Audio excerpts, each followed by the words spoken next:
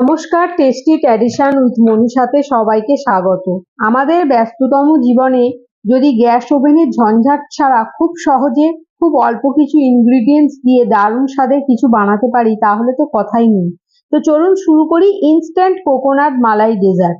প্রথমেই 1 কাপ গরম দুধে 1 চামচ কফি মিশিয়ে নেব। এবার একটা বোলে 100 গ্রাম টক দই ও 75 গ্রাম মিল্ক মেড ও 50 গ্রাম ফ্রেশ ক্রিম নিয়ে এটা বিট করে নেব। এখন একটা স্কোয়ার শেপের বোল নেব, তাতে কফি মেশানো দুধে কোকোনাট বিস্কিট ডুবিয়ে বোলে সাজিয়ে নেব। এখন বিস্কিটের উপর ক্রিম ও দইয়ের লেয়ার দিয়ে উপর থেকে স্ট্রেনারে করে কোকো পাউডার ছড়িয়ে নেব। এরকম একইভাবে 3টে লেয়ার বানিয়ে নেব। এবার এটাকে ফ্রিজে সেট হতে দেব 4 থেকে 5 ঘন্টা। ফ্রিজ থেকে বার করে ঠান্ডা ঠান্ডা ইনস্ট্যান্ট কোকোনাট মালাই ডেজার্ট সার্ভ করে দেখালাম।